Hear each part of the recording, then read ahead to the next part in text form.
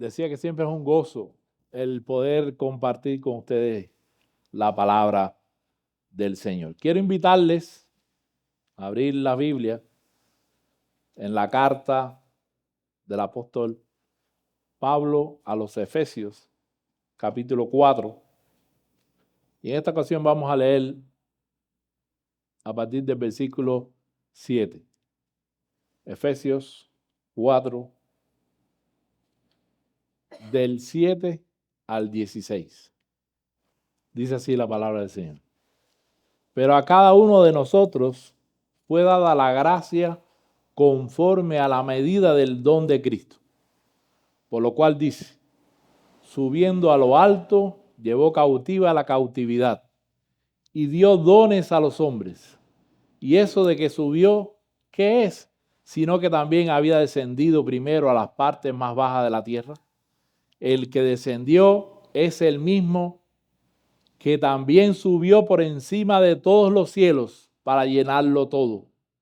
Y él mismo constituyó a unos apóstoles, a otros profetas, a otros evangelistas, a otros pastores y maestros, a fin de perfeccionar a los santos para la obra del ministerio, para la edificación del cuerpo de Cristo, hasta que todos lleguemos a la unidad de la fe y del conocimiento del Hijo de Dios, a un varón perfecto, a la medida de la estatura de la plenitud de Cristo, para que ya no seamos niños fluctuantes, llevados por doquiera de todo viento de doctrina, por estratagema de hombres que para engañar emplean con astucia las artimañas del error, sino que siguiendo la verdad en amor, crezcamos en todo en aquel que es la cabeza, esto es Cristo, de quien todo el cuerpo, bien concertado y unido entre sí por todas las coyunturas que se ayudan mutuamente, según la actividad propia de cada miembro, recibe su crecimiento para ir edificándose en amor. Una vez más vamos a rogar al Señor por su guía y su dirección. Padre, te suplicamos que tú nos ayudes en este momento para que tu verdad sea clara, que todos podamos entenderla, para que seas tú el único que reciba la gloria. Por eso, escóndenos detrás de la cruz, para que seas tú quien brille. Perdona, Padre, todas nuestras faltas y todos nuestros pecados. En el bendito nombre de tu Hijo Jesús. Amén. La unidad de la iglesia es un asunto de vital importancia, pues de ella depende una mayor gloria de Dios en este mundo, una mayor edificación para los creyentes y una mayor efectividad en nuestro testimonio ante los que no creen, ante los incrédulos. Entonces, ¿qué debemos hacer nosotros los creyentes a la luz de esta realidad? Bueno, debemos poner todo nuestro empeño en preservar la unidad de la iglesia. O como dice el apóstol Pablo en el versículo 3, debemos ser solícitos en guardar la unidad del Espíritu en el vínculo de la paz.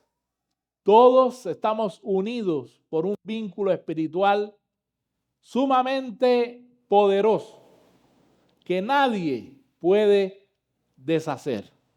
Y en los versículos 4 al 6, Pablo menciona 7 elementos que componen esa ligadura.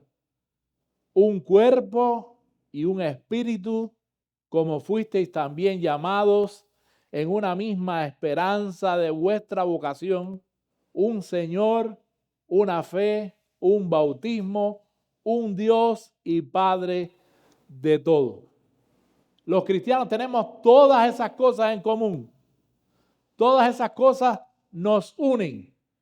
Pero esa unidad debe reflejarse en la práctica. Debe ser cuidadosamente guardada como un gran tesoro, que es lo que es, porque puede verse seriamente afectada en el trato de los unos con los otros. Y eso fue básicamente lo que estudiamos la vez pasada. Ahora, en los versículos 7 al 12, Pablo continúa tratando con este mismo tema, pero desde una perspectiva distinta, diferente. Y él aquí nos dice que esa unidad no significa uniformidad. O dicho de otro modo, esta unidad de los creyentes es perfectamente compatible con la diversidad. Seguidamente nos habla de la meta que como cristianos debemos alcanzar para el beneficio de todo el cuerpo de Cristo, o sea, la iglesia, en los versículos 13 al 16. Así como el cuerpo humano tiene muchos miembros, siendo uno solo, también todos tenemos funciones dentro de la iglesia, porque la iglesia, igual que el cuerpo, está formada por muchos miembros y todos formamos un solo cuerpo. Y eso es lo que Pablo nos dice en 1 Corintios capítulo 12, versos del 14 al 21. Somos uno, pero no somos idénticos. La iglesia de Cristo goza de unidad en medio de la diversidad. Y gracias a esa diversidad podemos alcanzar la meta que está puesta delante de nosotros con el fin que también la iglesia sea beneficiada. Y ese es el tema de los versículos que estaremos considerando hoy en la carta a los Efesios. Hay 3 enseñanzas básicas en este pasaje que les propongo considerar en la mañana de hoy. La primera de ellas es que todos los creyentes han recibido de Cristo dones espirituales con los cuales beneficiar a la iglesia. Dice el verso 7, pero a cada uno de nosotros fue dada la gracia conforme a la medida del don de Cristo. La iglesia es una, dice Pablo, pero que nadie se confunda.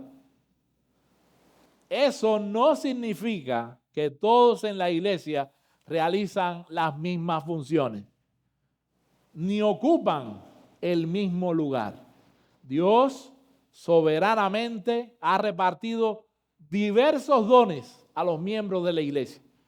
Cada uno de los miembros ha recibido distintas capacidades con las cuales servir dentro del cuerpo. Eso es lo que es un don espiritual. No es una habilidad natural. No se trata de una capacidad que poseen ahora los cristianos y que ahora podemos ponerla al servicio de la iglesia. No. Los dones pueden ser definidos como capacidades o habilidades del Espíritu Santo. Y Él las reparte soberanamente para la edificación de la iglesia. No se reciben por mérito alguno. No podemos hacer nada para recibir algún don. Ni tampoco es una respuesta a nuestras oraciones, ni a nuestra consagración. Eso es algo que Dios da soberanamente y lo da por gracia. Algunos tienen el don de servicio, otros el de consolar, otros el de enseñar, otros el de presentar el evangelio a los perdidos y así muchas cosas más. De ese modo, estos hermanos pueden realizar esta labor con una mayor eficacia dentro del cuerpo de Cristo. Por lo tanto, cuando un creyente, por la razón que sea, no hace lo que debe hacer en el cuerpo, está afectando a todos los demás. Hay algo que debe hacerse que no se está haciendo. y no se está haciendo con la efectividad que debe hacerse. ¿Por qué? Porque la persona a quien Dios dotó, a quien Dios capacitó para hacer eso de una manera más excelente, no lo está haciendo. Hermanos, solo podrán descubrir las capacidades que Dios le dio en la medida en que se involucren en servir en el cuerpo de Cristo, que es la iglesia. En ese servicio activo vas a ver que hay áreas en las que tú eres más fuerte y tu responsabilidad es poner esos dones en servicio, en operación para el beneficio de todos.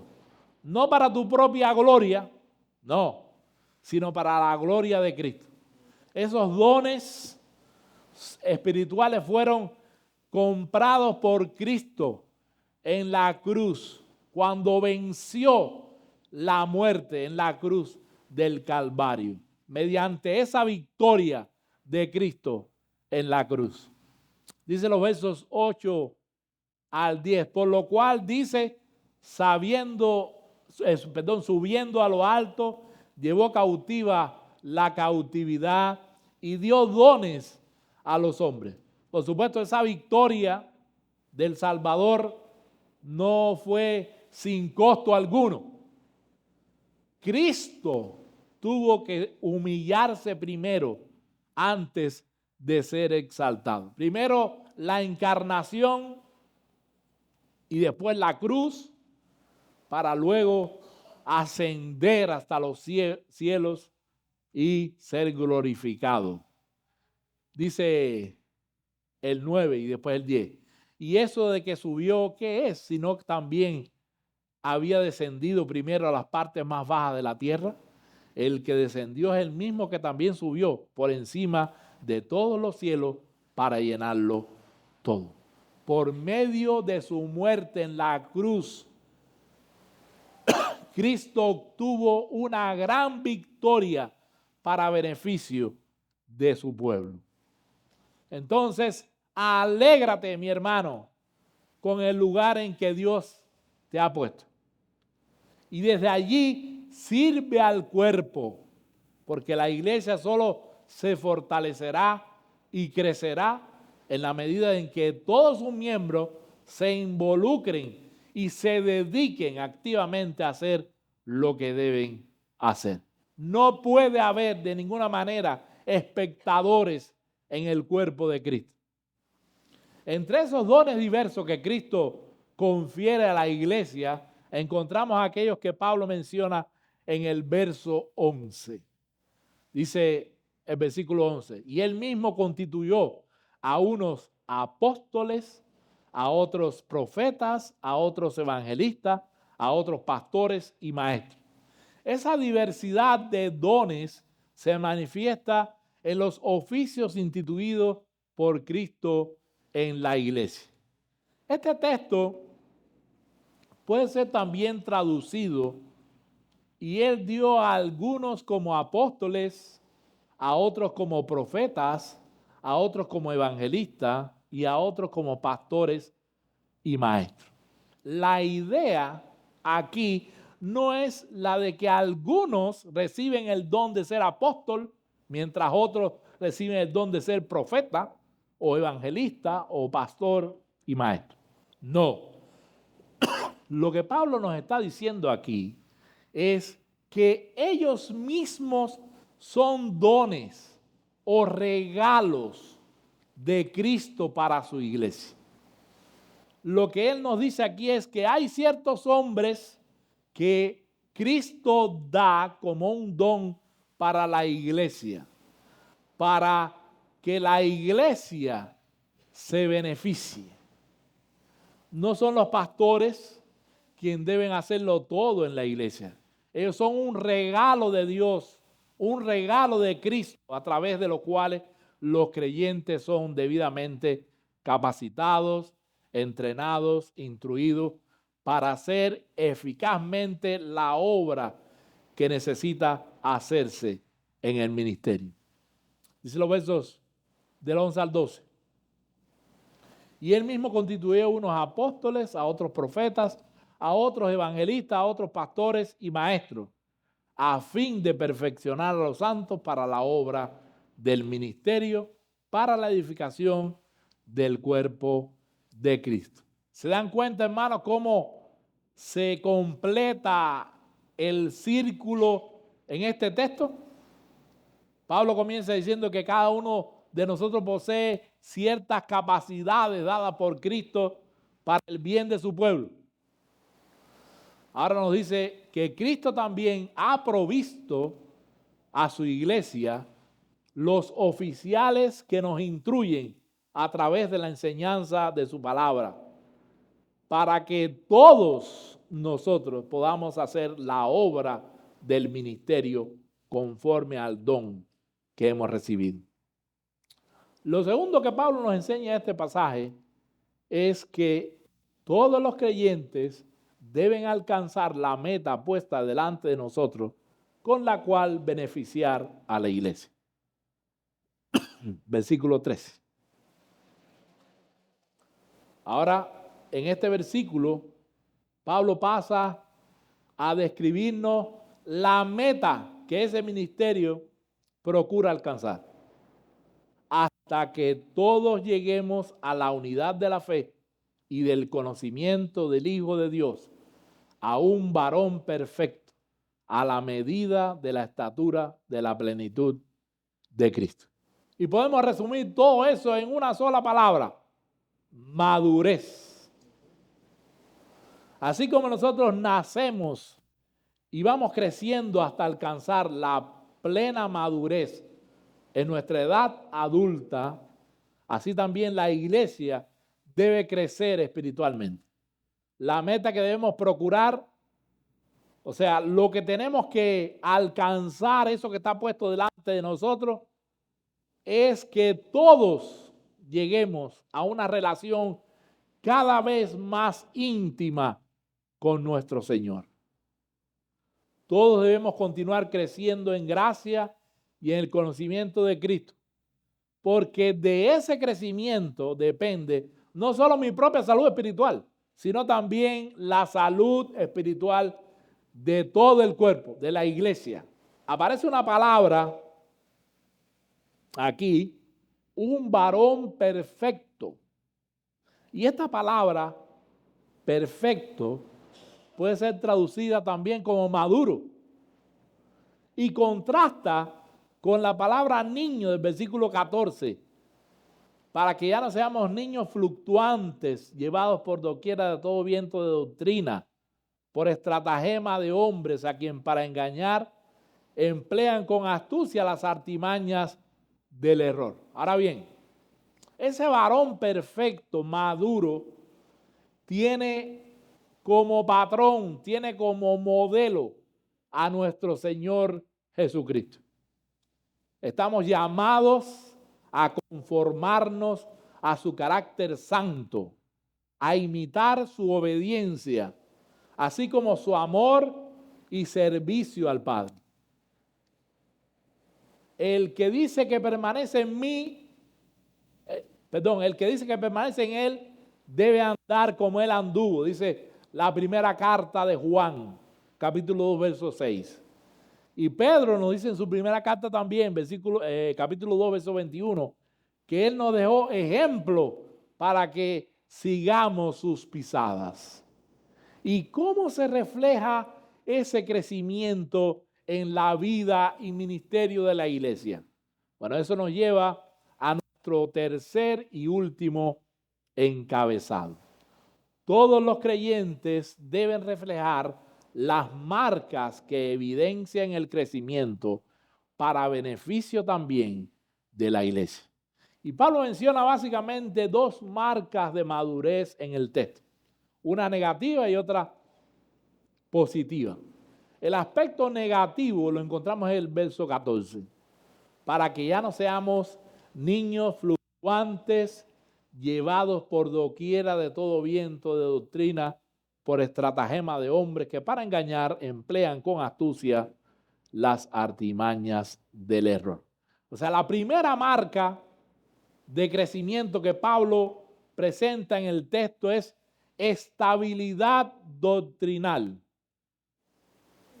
Un cristiano maduro no será arrastrado de aquí para allá por todos los vientos doctrinales que soplan a su lado.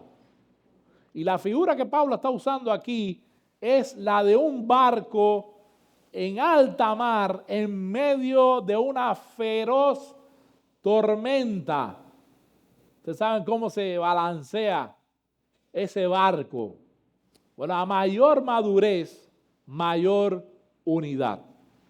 Y uno de los síntomas inequívocos de madurez en el afianzamiento, en el cuerpo de doctrina revelado en las Escrituras, en la Biblia, en la palabra de Dios, es lo que verdaderamente nos mantiene anclados, firmes. No debemos pensar de ningún modo que esa unidad solo podrá ser lograda cuando pongamos a un lado nuestras convicciones doctrinales. De ninguna manera. Mi amado, algunas de esas doctrinas son vitales para la correcta proclamación del Evangelio y para el desarrollo en santidad de los creyentes. ¿Qué sucede cuando un creyente no posee estabilidad doctrinal?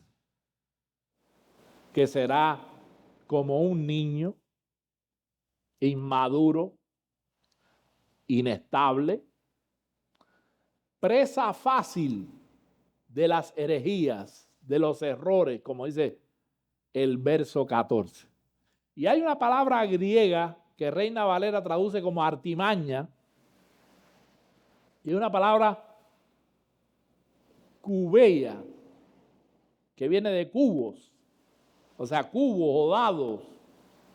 Y la figura que usa Pablo en el texto, él nos presenta a un hombre que para ganar el juego hace truco. O sea, está jugando dado, pero truquea, manipula, usa treta, engaño para con tal de ganar el juego. Bueno, así son los falsos maestros, dice Pablo. Tuercen un poco aquí y otro poco allá, que finalmente presentan algo como si fuera verdad, pero no lo es. Es un error. Y que nadie piense que el error y la falsedad no tendrán repercusiones, consecuencias en nuestra vida. Hoy más que nunca debemos nosotros estar claros en lo que creemos. Aunque nos llamen intolerantes, aunque seamos impopulares, si es por causa de nuestras convicciones, para bien sea. Porque es el honor de Cristo el que está en juego. Es la salud de la iglesia y la salvación eterna de los pecadores lo que está en juego. ¿Saben cuánto daño le hace a un alma que cree que ha sido salvada? Quizás porque levantó en un lugar la mano una vez o repitió la oración del pecador, cuando es muy posible que en realidad continúe en su pecado y camino a una condenación eterna. No podemos ser ligeros, mis hermanos, con estas cosas, porque el daño que causan es en muchos casos irreparable. Pero hay un segundo elemento que Pablo menciona en nuestro texto como síntoma de madurez espiritual. Los creyentes maduros manifiestan en sus vidas estabilidad doctrinal, pero también manifiestan una vida cristiana práctica, enraizada en la verdad y en el amor. Verso 15. Sino que siguiendo la verdad en amor, crezcamos en todo en aquel que es la cabeza, esto es Cristo. Y hay una palabra aquí que Reina Valera traduce como seguir la verdad, y es una sola palabra en el idioma original, y encierra varias ideas a la vez.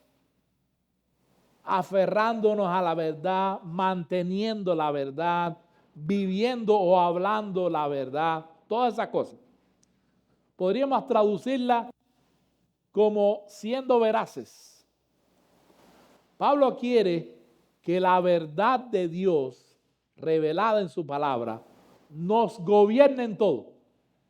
En todo momento que sea la verdad de Dios la que reine, la que gobierne, la que prime. En todo lo que hacemos, en todo lo que pensamos, en todo lo que decimos, en todo lo que hacemos. Pero todo eso en un clima de amor. La ortodoxia sin amor es tan dañina como la pretensión de amar sin ortodoxia. Tan dañina como es para una iglesia la carencia de verdad, es la carencia del amor, la misericordia y la compasión. Queremos ser efectivos alcanzando a los perdidos con el evangelio. Prediquemos la verdad mientras demostramos al mismo tiempo el poder de esa verdad en nuestras vidas a través del amor. Queremos seguir avanzando hacia la madurez. La fórmula sigue siendo la misma. Sigamos la verdad en amor, para que, como dice la palabra, crezcamos en todo en aquel que es la cabeza, esto es Cristo. Al conocer las marcas que evidencian que estamos avanzando hacia la meta puesta delante de nosotros, se hace necesario ahora que conozcamos el proceso a través del cual avanzamos hacia esa meta. Y es la obra de Cristo en nosotros. Versículo 16. ¿De quién? De Cristo, ¿verdad? Eso nos dice el versículo anterior, versículo 15. De quien todo el cuerpo, o sea, de Cristo, recibe su crecimiento para ir edificándose en amor. El cuerpo recibe su crecimiento de Cristo es en virtud de esa unión que ahora tenemos con Cristo que nosotros podemos crecer espiritualmente. En la medida en que vivimos en la presencia de Cristo, en la medida que obedecemos activamente su voluntad revelada, bueno, en esa misma medida creceremos y daremos frutos. Y en la medida en que todos crecemos, la iglesia como cuerpo madura. Así que es Cristo quien provee crecimiento a su iglesia, pero es Cristo también quien le provee unidad y coordinación. Dice la Escritura, de quien todo el cuerpo, siendo bien concertado y unido entre sí, el mismo que da el crecimiento es el mismo que provee la simetría y dirección al cuerpo. Hermano, fue Cristo quien te colocó en este cuerpo local de creyentes y quien te proveyó de los dones y capacidades que posees para beneficio de los demás. ¿Qué debes hacer ahora? Poner esos dones y capacidades al servicio de la iglesia, en el lugar donde Él soberanamente te ha colocado. Cada miembro de este cuerpo es consolado por Cristo en un lugar para realizar funciones específicas para el liderazgo bajo el liderazgo de los pastores que Él ha provisto como un don, como un regalo para la iglesia. Y Pablo eso lo menciona en el versículo 11. A través de esos pastores, maestros, Cristo provee el alimento de su palabra, equipando así a los creyentes para eso, para que ellos puedan funcionar como deben, en el lugar donde Cristo los puso y conforme a los dones que les dio. En la medida en que cada miembro traspasa a los demás lo que recibe de Cristo, según la actividad propia de cada miembro, la iglesia crece y madura. Si un miembro no está creciendo y madurando individualmente, o se aísla de los demás, o no pone sus dones y capacidades al servicio del cuerpo, o desea hacer la labor que le corresponde a otro, está afectando la salud y crecimiento de todo el cuerpo.